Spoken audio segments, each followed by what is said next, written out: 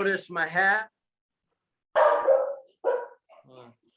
As you notice, my hat and my sign is my birthday. So I would like us to sing happy birthday to me to start. Are you ready? It will sound very bad because we won't be together, but that's the fun. And the name's Dennis. I'm the co-founder, in case you didn't know. 1, 2, 3. Happy birthday to you. Keep going. Happy birthday to you. Happy birthday, dear Dennis. Happy Happy birthday to you. All right. I'll take off my stupid hat. Since you don't see my shoes, I will show you my birthday shoes. I'm a shoe dog, so I got 90 of these different shoes. This is based after a Nerf ball that is put out in Providence, where I am, by Hasbro. So I have all the answers, just kidding. The good news and the bad news is there ain't one answer. There's no silver bullet, and it really depends on your school. And you were all hired, so somebody thought you were good enough to do this job, and you just have to keep that confidence. When things are down, you got to say, somebody believed in me, so I better believe in myself. So let me give you a quick brief history and then start. So Elliot Washer and I started the school 27 years ago. Out all night. And Mr. who's trying to talk instead of me? So we came to Brown University, where I was working with a fellow by the name of Ted Sizer. And then we decided to create our own school. And what happened, and so here's a question for you. Why do you think we wanted to create big picture schools? And by the way, I'm going to be a little obnoxious. Not I'm going to be, I always am.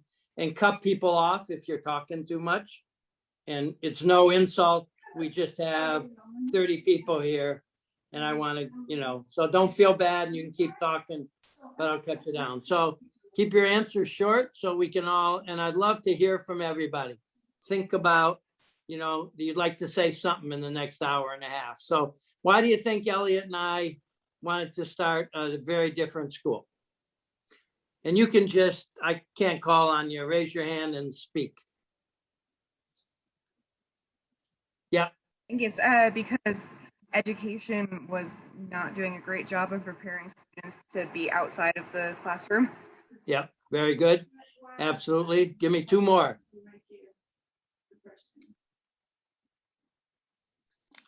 Come on, shy people. The square pegs that don't fit into the round holes to make them fit somewhere in society. That's right. We tried to reverse it. Rather than putting a kid into a place, the whole school is built around each kid. Okay. When you said the bill of sale, you're just talking about the registration part of the.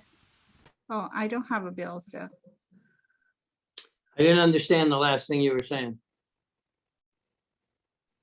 I just muted that person. I think they're having a different conversation, Dennis. All right, ignore them. Give me one more reason. Give me one more reason. And I hope I'm not disrespectful. I hate goddamn Zoom and I'm trying to be cute. Yes, Mike or whatever. No, I was just giving a thumbs up that I agree with you, but okay. Go ahead. Keep going. Okay. Any last one? Maybe we were. A lack of equity, yep. Sorry. Yep. That's a great one. Libby? Maybe we were focusing so much on teeny tiny details we couldn't even see the big picture before. Yeah. So, one, is our friend's kid still here? I tend to use not good words. But anyways, we all know that high schools suck, okay? And we also know they're boring. When they did this big survey of high school students and asked them, give me one word that describes high school, they all said boring. Yeah. Boring. And so we set out to how do you set up a place that really engages the students and is not boring? And as somebody said, the first idea, how to use, we said the city and the state, because I'm in a small state, is our floor plan. That's our, we can go anywhere. Why be in a school, you know, and pretending like we're trying to prepare people for the real world? So we, Elliot and I really, I've been a principal for a whole lot of years before that. I get fired everywhere I go. If you want, NBC did a movie on me being fired, and you're all too young to have watched LA Law, but the guy from LA Law played me, Michael Tucker. And Richard Dreyfuss wanted to play me, but he was too short, just kidding. So we closed our eyes and we said, if we didn't know there was such a thing as school, what would it be? And it wouldn't be 45 minutes here, 45 minutes here, 45 minutes here. You know, if you homeschooled your kid, you wouldn't say, you know, we're going to be in the living room and doing reading, and then we're going to go to the bathroom or kitchen and do science. We integrate. So that's how we started. We had a great commissioner who protected us and let us go. So here, and you can interrupt me at any time with questions and I'll either answer or tell you. So here's the main thing. What makes you nervous? I want you to write down or think out. I'm going to ask each of you, what makes you nervous about starting the year? And don't tell me you ain't nervous, because I know you got to be nervous. Okay.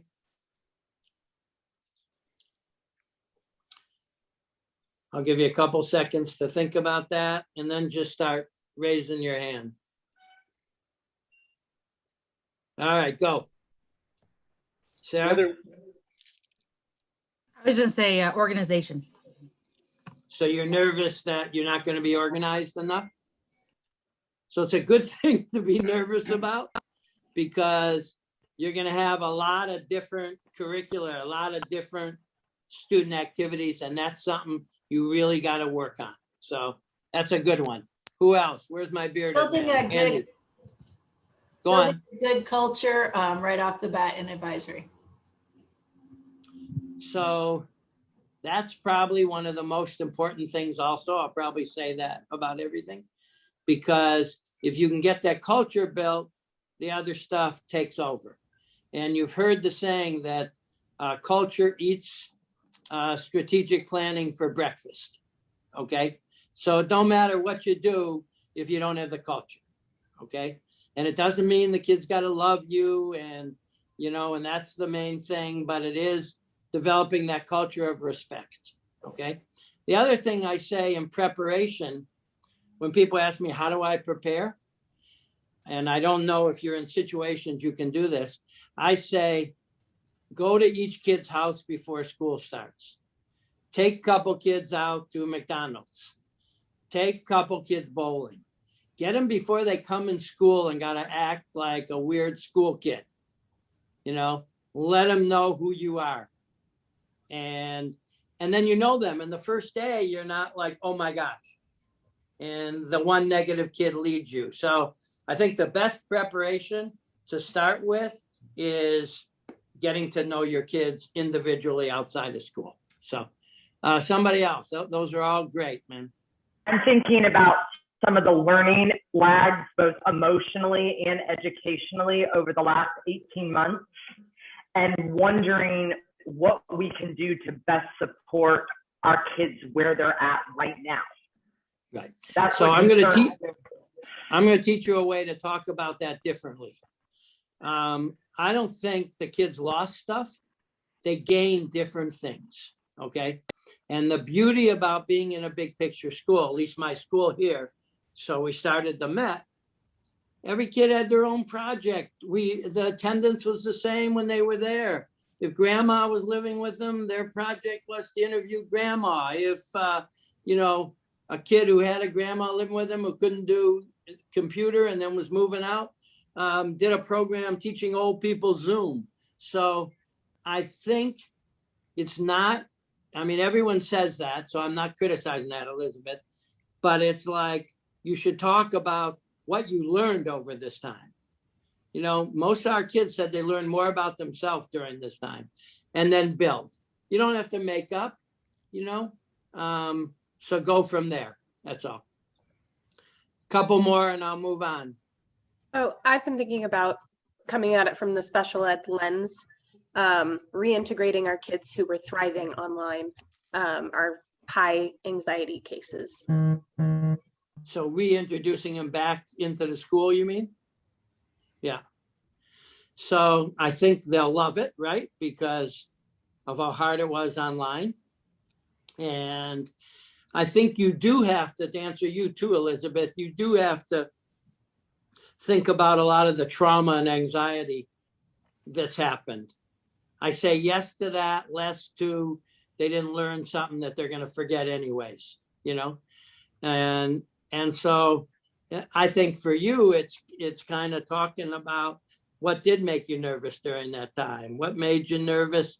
You know, even me, man, who's as sure of themselves as ever, going back out into the world was a little scary, you know? I forgot how to do shit. You know, I turned on my lights instead of my windshield wipers. You know, I was, so I think it's just respecting the fact that they might have had a tough time. It's not about what they didn't learn, but it's about how we can make this year great. So, and here's my favorite saying. If there's a couple things I'll tell you to write down. Whenever shit wasn't going right for us, and that will happen all the time, the mantra I used was compare to what? So when a kid was acting up, I go, but I know he didn't go to school much in the 8th grade. You know, it's a little different now with the pandemic. Or I looked at his grades and he flunked everything. So what am I worried about this little thing? So it kept me sane, because otherwise I'd always be worrying I'm not doing enough. And it's not about lower standards, but it's about keeping that perspective, okay? What's going to be hardest for you is it's not like they're on page 30 of a textbook, then 60, then 90. So it's harder to understand that learning.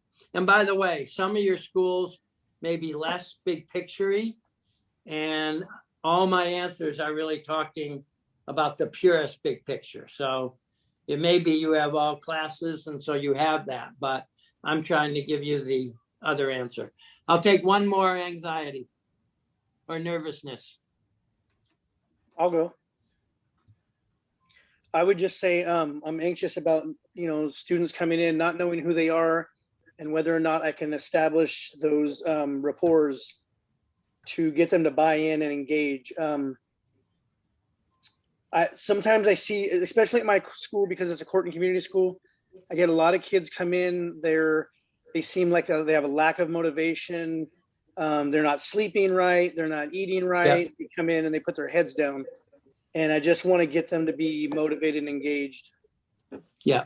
So that's probably the main thing people are nervous about. You know, you're a little bit naked out there. It's not like turn to page 3. The other mantra is no backsliding, because it's really easy to say, this ain't working.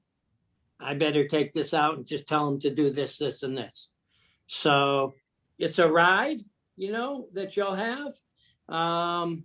And I'll tell you a couple stories. I'll tell you a secret about one of our co-directors, Andrew Frischman, who was, both Andrew and Carlos were advisors when I was the leader of the Met.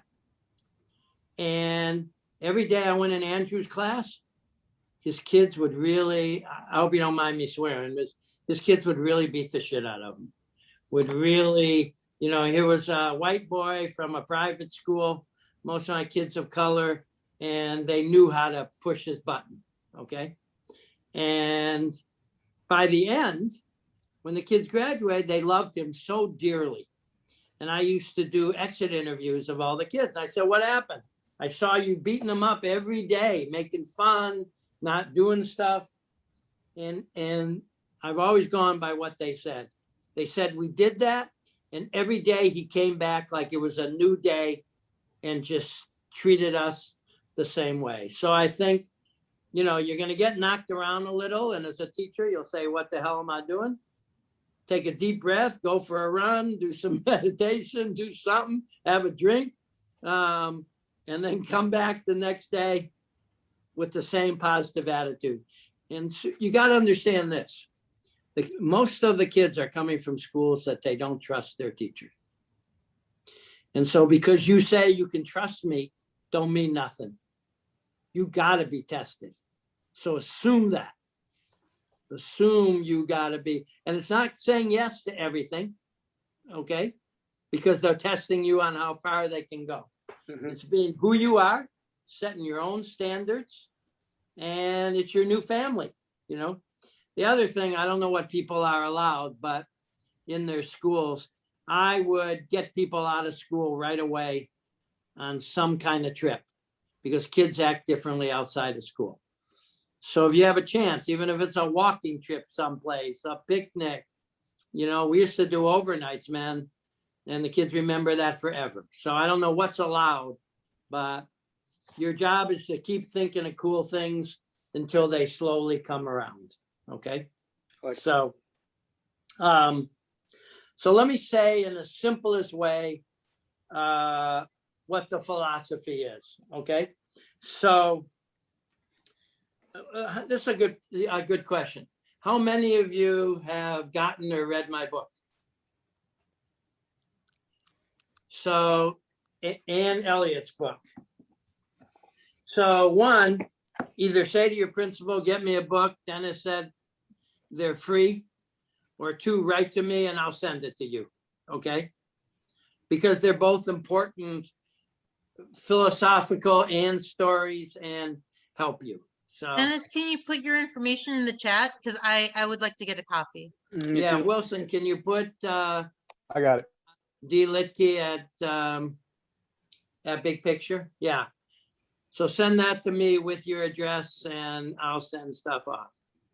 And if you don't want to wait, because my assistant's on vacation, you know, you can get them used. It's a funny thing. My book became the book of the year for ASCD, a curriculum group. And I went with them and they sent it out to 110,000 people free, which is really, I wasn't trying to make money. And then that night I looked and I saw which people were selling it the day they got it. And then which people hopefully loved it. And then another time when I was getting a used book, I saw autographed copy from a used book. And the book was like 25 bucks. And it said 35 bucks. And I was so proud that my autograph meant something. The next book was autographed copy, $7. So depends what you think. So anyways, here, this is one of my most important sculptures. I think you can see it all. When the kids come to us, they got everything inside, okay? And it's about chipping away and finding that kid. So I look at this. When they come in the 9th grade, oh my gosh. Then you start chipping away. You start seeing who that beautiful kid is by 10th grade. By 11th grade, they're really like, I find the time between 10th and 11th grade is where kids grow up the most. And then 12th grade, they swim away. Okay. So I don't know if you heard the saying from Michelangelo, when he would go out and look for a piece of granite, he'd see the sculpture inside the granite and then say he would release the angel from the granite. So think of each kid as being pretty, you know, just there, having not good school, and you're releasing that angel, okay? Then I have another visual, since I can't be with you. Here's another expression. This is a pail. You know, you're not filling the kid with knowledge. That's not what you're doing. What you're really doing, watch very closely, is you're trying to light a fire. Did you see that? I burnt the shit out of my hand, but I hope you saw it. That's what you're trying to do.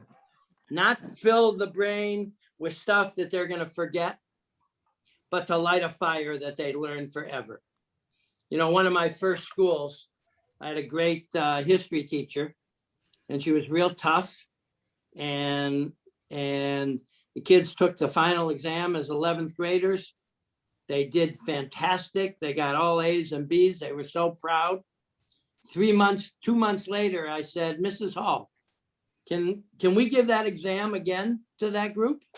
No one passed. So it wasn't that knowledge. You want them to be excited about history. You want them to want to be a historian. You want them to use mathematics. You want them to be a lifelong learner. That's really what we care about. So, and here's another, I'll give you a quote and then I'll ask some questions. There's an author, Csikszentmihalyi, who you probably don't know the name, but he wrote the book Flow, which is really the dream. How do you get in that perfect place, you know, where everything's kind of working? I was an athlete in my old days. Playing ball was when I was there, okay? And he wrote a book called Becoming an Adult. And he said the way to learn to think like an adult is to study anything, but study it deeply, okay? So I'll give you 2 stories and then we'll talk about unlearning. I had a kid who wanted to study Tupac. This is 20 years ago. So we didn't know if he was alive or not. We still don't.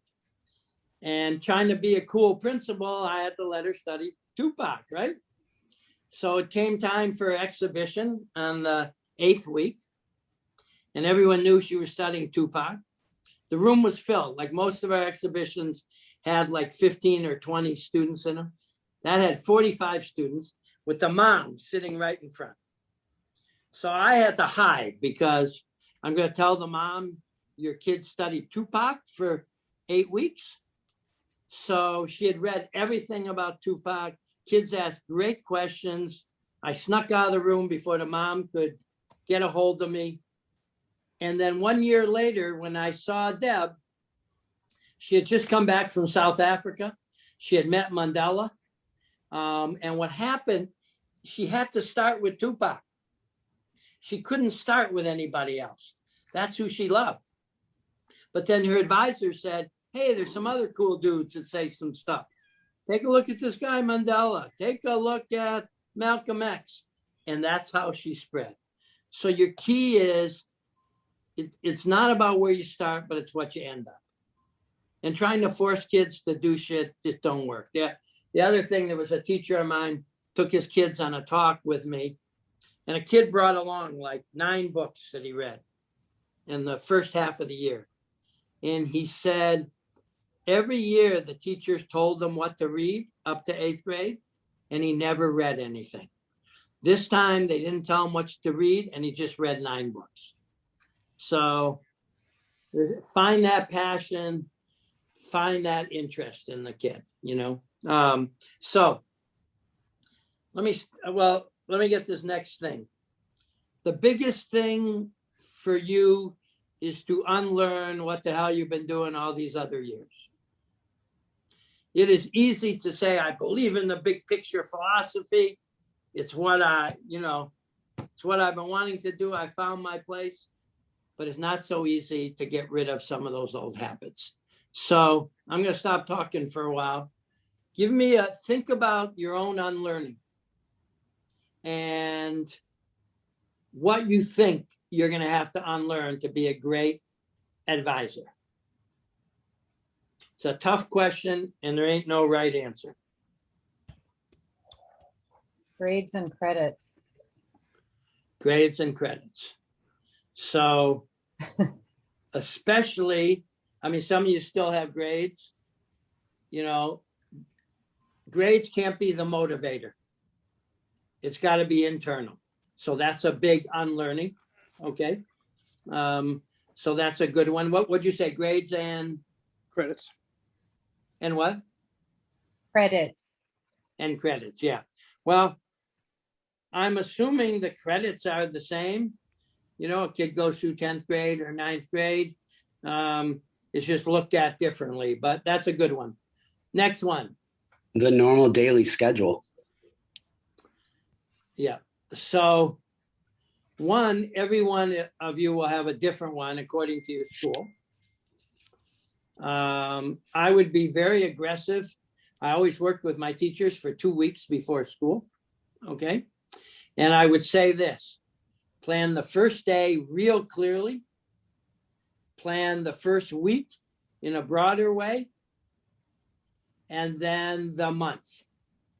So you know you're ready for the first day, you're ready for the week. Now the month is open and you can change, but at least you can feel you go in confidently. All right. So that's a good one. And you need to press your schools to say, what's our bigger schedule that I fit into? You don't want to come back to school and all of a sudden your principal said, oh, you have your kids from 9 to 12. Good luck. You know, or you have 10 minutes with them. So I would get clear on that one. So Nicholas, you look like you were laughing at that one. Well, we've been doing advisory and we only have like an hour and a half twice a day, and we're trying to get the 3 hours a day in a row because we can do so much more. So yeah. Okay. Another unlearning. What do you have to unlearn? Let's be honest and open. If you identify it, it's easier to deal with. Apologies, y'all. That's you, Wilson. I have something. Yeah. So I'm new to education. This is my first job I don't know working if in you this school. guys can hear me. I'm kind of moving, but Hold on one at a time. Linda was talking, right? that Let Linda talk. Linda, were you talking? No? Who was talking first? Sorry. Sorry, can Tara you guys was hear talking. me? Who's I? I don't know. Can you guys hear me? Tara. Okay, Tara, you're on. Okay. Doreen, you're next. So this is my my first job in education, first job working in a school. So my only understanding of, academic achievement is my own. So unlearning that word academic achievement and knowing that that means different things to different people and in different contexts. Yeah, and that's great. And you really, there's a guy, his name's Todd Rose. If you're looking, he wrote a book, There Is No Average. Okay, and we try to do everything for that middle kid, and there ain't no middle kid. And he looked at all kinds of fields, like they couldn't understand. He was looking at flight trainers, and he couldn't understand why the men were doing so much better than the women, because on everything else they were doing well. It turns out they built the planes for a 5'10" male. And so everything was off. Once they did it, that it varied, the women kicked butt. So every kid will look different. That's your piece, My t-shirt today is what I use at exhibitions, and it's help them find their passion, help them grow. And I used to say at exhibitions, no bull, because don't tell me what you read. I've already read that. Talk to me about your growth. Talk to me about your learning. Very good. I had somebody else was about to talk. I don't see her now. Okay, somebody else. What do you need to unlearn? I was thinking jumping over the idea that school is just in the school, that you can actually go outward into the community and do a lot more. Yeah. So it's not like, oh, I got to do one field trip a year. That's the world out there, man. And I don't know, 1 second. So I have some later, like not to play school. Okay. And you're playing school when you're making up stupid stuff to keep them interested. School is when they care to be there. So everyone laughed at us the first year when I started the school. We had the highest attendance by 30% in the city of Providence. Okay. Then the other case, once you get them an internship around something they like, changes everything. Mm-hmm. We had a reporter come in my first year, and she went to the hospital to follow a kid. And the kid was amazing, just like walking around, polite, working with people. And she said, this is amazing. I've never seen a ninth grader so adultish, so serious about his work. The next day, when we were back in school, the kid, that same kid, actually almost ran her down, running through the hall. He was a different kid when he was hanging with 100 ninth graders than he was when he was in the hospital. So get the kids out to being, you know, and you don't care. It's not about looking for a job. It's finding that passion. So one of my students wanted to be a hairstylist. Within the year, she learned she wanted to be a social worker. That's really what she wanted, you know? Or a kid, there was a kid, I love it, who her whole life wanted to be a teacher. So we put her in a elementary classroom. 3 months later, she says, Doc, I think I hate kids. So thank God we found out when she was 14, not being our teacher. And then she said, well, I think I like computers. So we moved her into computers. She says, I hate being tied down. She always wanted to be a dancer, but she was afraid to say that to her parents, to educators. And then she started doing dance work and became an incredible person. You know, we got kids. I have a kid. This is great, man. I have a kid who got his head put in toilets before us, he would say. Kind of very slim kid, a gay kid 20 years ago, came to us, started working on making doll clothes, but his idol was Lady Gaga. Last year, he went to the Fashion Institute in New York, not last year, a bunch of years ago. Last year, he designed Lady Gaga's outfit for her last concert. Who would have known when he's, you know, you didn't say, stop making doll clothes. You know, I have kids who are in big bands. You know, they dropped out of every other school. You know, let them write music. So that's good. And by the way, you see an old dude just stepped in. This is Peter Mcwelters, who was the commissioner. I call him the grandfather of the Met. He protected us. You probably would not have started in any other city because of its being very different. And he kept protecting us. He understood it. And now he's president. He retired or semi-retired, and he's president of Big Picture Board. So welcome, Peter. Give Peter a little hand. That's right. He's really why we're here. So we're talking about unlearning, Peter. I know. Two more unlearnings that you have to do. Yeah. This is Kay. I have been teaching for over 20 years, and I left for a time because I basically was walked out because of my principal's homophobia, and because of the rapport that I had with students. She was threatened by it and felt uncomfortable. I don't even know what. But anyway, this is completely natural for me. I love this entire thing. I can't wait to get started. But I do have this anxiety around this fear of, district administration's concern around rapport and just that sort of jealous, ugliness that is out there around, being close with students, having authentic relationships with students, totally, appropriate, but still they can't, their perception is, or the place they're coming from sees inappropriateness where it isn't. Yeah. So again, I don't know all your schools well enough, but this is your time to go for it, man. I mean, you've had 20 years, and so you got to be yourself and go for it.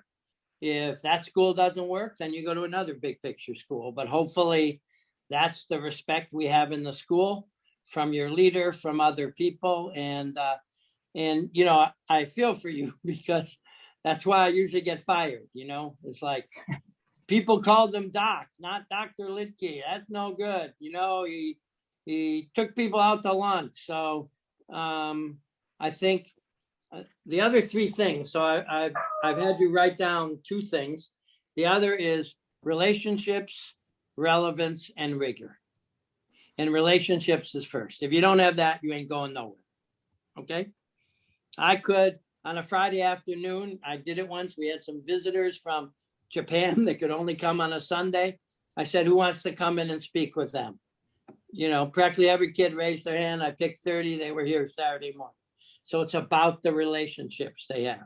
And relevance doesn't mean relevance to you. It doesn't mean we got to discuss something that's going on in TV right now. It's what's relevant to them. And I learned that, you know, I was a teacher during the Vietnam War, nothing more relevant, right? My kids didn't give a shit. All right. And what they cared more about and that they taught me was the war and fighting in their home. So we started there. What's going on with arguments? How do arguments start? So again, it's always got to go from the kid, not from you. Okay. It's, you know, and your job is to pull that out of the kid. So I hope when I see you next year and we're live in Florida, you tell me you had a great year. And finally, you know, the other thing I wrote, I don't know if you read my introduction to this, to Big Bang, but there was a teacher that wrote, I've always been an outlier. People have always looked at me weird. I felt weird. And now I found all these people that are thinking the same way I'm thinking. I feel home. So hopefully the Big Picture family will help support you. That's and right. good luck. That's Give me right. another unlearning. We got like 15 minutes, right? 20 minutes. Yeah. Somebody else? I've got one. Behavior comes up a lot, you know, so behavior being bad behavior, good behavior, and what that looks like and what they've learned in previous schools or in the normal high schools and things like that, and how you would control the bad behavior rather than it just being the child and not the behavior, because the behavior is obviously masking what the child is showing, you know. So that's one thing that comes up a lot. So I look at discipline way differently than most people. I involve the kids on what consequences should be at the beginning of the year. They always write stuff tougher than us.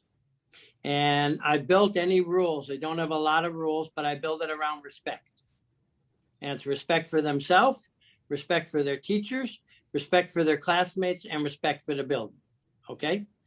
And so it's not this random rule. You can't do this, you know, or you can't do this. If you have a no smoking rule and a kid smoking, that's respect for the building or yourself. If you say F you to your teacher, that's pretty disrespectful to the teacher. So I think punishment don't do much. Okay. And I always think when a kid messes up, you got to think on what can you do that would help that child? You're not penalizing him. You're trying to change that behavior the next time, right? And then two, there's the community. So I do have cases like I've been doing this job a long time. And when two kids get on a fight, if they've ever agreed on who started it, I'd be amazed. So I stopped caring, you know? If you get in a fight, you get in the fight. I don't really give a damn who started it. You can walk away if the other guy started it. And that's pretty disrespectful. And there are some things like that that we would suspend kids. But I'd also tell them, I'm not doing this because you're going to get better. I'm doing this to show the community that we don't fight. Okay? So you always have to think of both.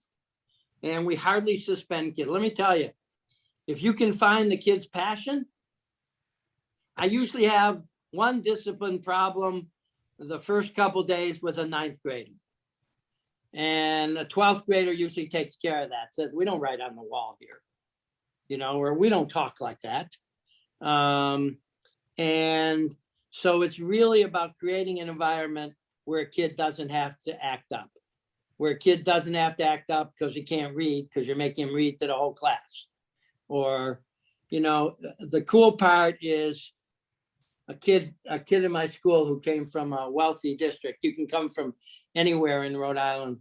Said there are so many cliques at his school And I remember the day I see this 6'2" kid with green hair, like the Statue of Liberty, with his arm around a 5'6" kid, a computer geek who wouldn't take his coat off. And that's because they didn't have to compete. One guy was great at setting up bands. One guy was fixing computers. So that's the hope. Shit will happen. But I think, we make people come back and apologize to the community in front of the whole community. I've had that backfire on me. Peter, I don't know if you know this story. We had elevators in this building. We were in a temporary building, and we're going up, and the security's there, and a joint dropped out of a kid's shirt, pants. And so the cop saw it. Obviously, the kid had to be put out. It was against, the laws in Rhode Island. So when the kid came back to school, a kid I loved, I'm talking to him about going in front of the school, and he knew he was wrong and everything. And I knew I didn't necessarily stop him from smoking weed, but I was hoping to stop him from bringing it to school. He stands up. I'm sitting next to him to go give a speech, and a joint falls out of his pocket. So sometimes shit happens. But anyways, anybody else? One more want to say anything about what they're unlearning? Peter, you want to add a little something from a commissioner's protecting us for 10, 15 years? Yeah, just a few things. One is, I think everybody listening is appreciating your perspective, Dennis. And all I would reinforce is things like it literally is staying on the task of knowing the child. You got to center the child. It's so much about unlearning teaching and learning listening. And the other part, there's only two other parts for me. One is you're not alone. If you're in a big picture school, whatever your anxieties are, there are other people who have been through that. There's people that will support you. Don't be afraid to share your frustrations. Don't be afraid to engage colleagues. Trust your colleagues and they'll trust you. And the outreach to the parent and the network of support for the exhibitions, it's all about this community thing. And this discipline goes away. When you walk into these places that have had a couple of years experience, you go into a place that's truly a community where it self-corrects itself. It's because people truly trust each other. They trust the children trust the adults. And that's hard work of patience, and trusting each other as well as them, and trusting parents, trusting the LTI placements. And you can do that rigorously, but it can't be a setup in the sense of trying to fix something. You're surrendering control in that sense, other than the high expectations and the celebration. That's all I can tell you. And it's all, when he talks about parents, they have to come in for each exhibition. I'm not going to explain exhibitions. I hope you kind of know them. And we have relationships with them, even separate from the kids. And after Peter, a commissioner that came in all of a sudden said, you have to pass this exam to graduate, and just threw it on everybody, And so I put a call out to my parents in the middle of the winter on a Wednesday, and my biggest population is Dominican, and my Dominican parents tell me they don't come out in the winter. I had 300 parents show up the next day to help support the fight, and we went to every hearing and we beat it. Okay. Yeah. Now, saying that's because of all the work we had done, That's right. But saying that, we have standardized tests here that the kids take. You probably have them all. So you can do both, part of it's an attitude, a part of it. We didn't go into New York for a while because of the regents, and I didn't think it was fair. And then, one of our schools said we can teach regents 1/4 of the time and big picture 3/4 of the time, So there are certain things they won't do great on, but they'll be in school, and you got to look at that data. You got to look, our kids missing class, then there's a problem. Okay.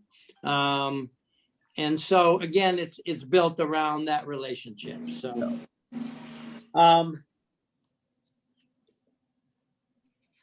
here's the other thing, and it's a funny saying.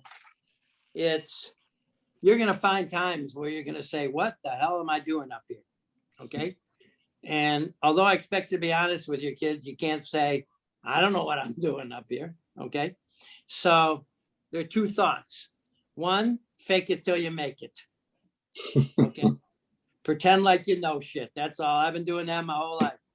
Actually, I'm doing it right now. No, but you're the adult in the room. Be confident. Doesn't mean you can't change your mind. Doesn't mean you can't take someone's suggestion, but then the other part is, and I say this to everybody, but especially to macho men, has been my experience. Don't be afraid to ask for help. Right. That's right. Okay. I had a teacher come to me. He said, I'm an Italian man. I don't ask for help. And meanwhile, he didn't make it through. We all knew he wasn't doing well, but so it ain't bad to ask for help. You can fake it when you're in the classroom. And the reality is, everyone knows, your principal knows how you're doing. So being much more honest and much better a teacher by saying, oh my gosh, I need a mental health day today because they're driving me crazy. And if he or she's any good, they say, I'll cover your class or I'll do this. Okay. And I'll talk about that a little bit. If you ain't good, your class ain't good. Okay. So this is 24/7 work. I have parents thanking me. What am I going to do when my daughter gets drunk? Who's she going to call? They usually call the advisor. The advisor hears when a kid's pregnant first. We don't keep it. We say, okay, we'll go with you to your parent. But you have to set your own limits. I have teachers that give out their phone number and say you can call anytime.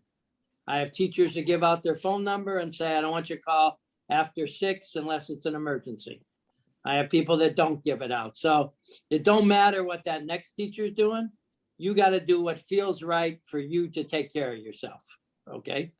And that's hard for all of us, I know. And hopefully it's a little lesson, especially with pandemic going around, we all got to be strong and healthy physically and mentally. And you're no good if you come in freaked out. So the couple mantras are compared to what? No backsliding. I forgot what the other one was. Community. The what? Community.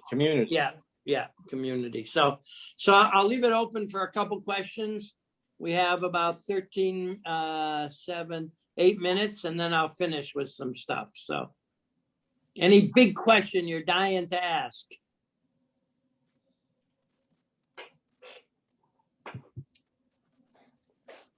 All right, you got to listen to me then. Once we had a journalist from England come, and the next day after she spent in school, we had a staff development day. So I asked her what she saw, and she said, I never heard the word love as much as I did in the school. And I never really thought of that. So it might sound corny. It's not something I use a lot, but it really is about that. And when I meet kids on the street, we've graduated thousands, and they tell me that school changed their life. And that's what you're doing. You're not trying to be a regular school. You're coming into big picture to join a movement that's very important. And someday the world will catch up to us. So think about love. Think about self-care. So since it's my birthday, I had to go out and buy myself stuff, make a wish. So think about it for a minute. This is a wish for the year. And it's going to be very short, and I'm going to go around to everybody. A wish for the year for you to honor my birthday. Thank you. And I'm just going to go and call people's names. Andy. At this stage, I'm wishing for more whiskey, because that's what's going to take to get me through this year, I feel. That's a good one. Call me when you're drunk. Just kidding. Ashley. For this year, I wish that my students are able to find successful internships because we're starting that this year. Most important thing. Virginia. Sarah on deck. My wish for the year is learning, not just for my students, but also for me. It's my first time doing advisory and just going in with an open heart on that one. Beautiful. Good. All right, Sarah. Lewis, somebody on deck. Lieb, Lewis, something. Sarah. My wish is to have good self-care for me and my family. Great. I can't read the name. Lieb, Suture. Hey, all. My wish is really just to learn from my students and adapt to their needs as the year goes on. Keep thinking of these things. I don't want them to be bullshit. I want them to be real. So, Mike. Heidi on deck. Yeah, just to build those relationships and create the environment where they want to be in my room. All right. Heidi. I wish for our little school in the UK to keep growing this year, get bigger, stronger and better, and keep moving forward. Beautiful. Elizabeth. Connectedness. I wish for just closer relationships with my students and just an energy and a flow, like so that we can really be joyful about being together and really supportive. That's really what I wish. Yeah. And one of the things sometimes people misunderstand is when you're developing relationships, it's not just you're developing relationships, you're developing relationships to help them learn. So keep remembering that. So Linda. We're also rolling out internships this year. And so my wish is that we are able to prepare students in a way that they can actually enjoy their internships. Great. Most important thing. Sean, are you there or just a picture? We're here. You get a bunch of us. My wish is that we have enough enrollment to actually pay our teachers. I think you got to get with Andy and have a drink. All right, me too. Cammie. My wish is that I'm hoping that my students will love me as much as I already love them. Great. Mosier. Sorry if I didn't say it right. That's you. MPIZUR. You're rubbing your goatee. Yeah. Speak. Marty. All right, Doc. Building our culture, stronger, smarter together. Great. Now, don't let that be just a cute saying, my man.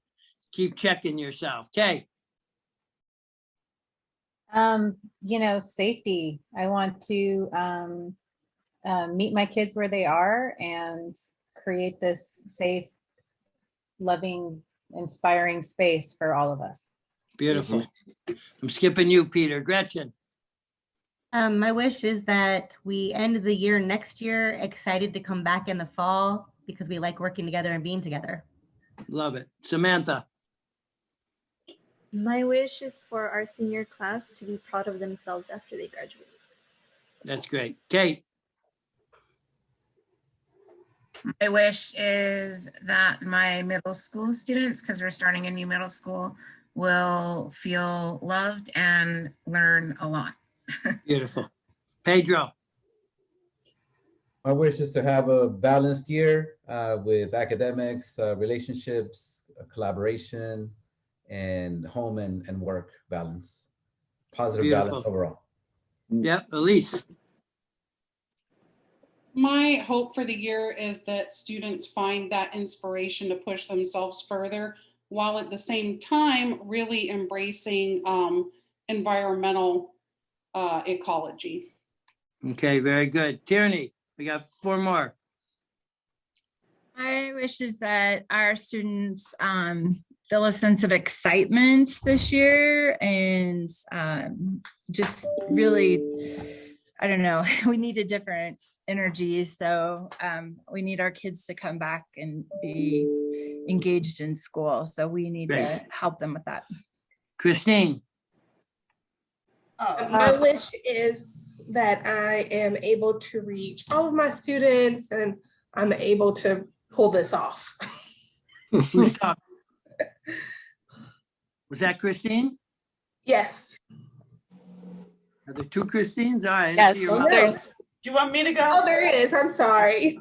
There's 3 Christines, I think. All right. Christine Wren or something. Okay. Yeah, thank you. My wish for this year is for the students that really struggled this year and kind of fell off with everything, that they find something that interests them and they find some sort of passion. It was a really hard That's the year key. for everybody. Yeah. That's the key. Find that interest. Adam. Dana, you're last. Okay. Listen more, talk less. Yeah. Good. That's what I do since I'm a talker. I remind myself I got 2 ears and 1 mouth. So, all right. Dana. Helping kids find authentic projects based around internships as we start that. And also I need like a bomb playlist because I've been so excited about all the good music that starts the sessions. And I feel like it really sets like a good tone. So when my kids come in, I always like to have music playing. I got to up my game a bit, I think. That's great. Did everyone get a chance? I still need to go. I think I'm just wishing that all our kids come back to us because we lost a lot during. Yeah. And I'm just wishing to see our building full again. Okay.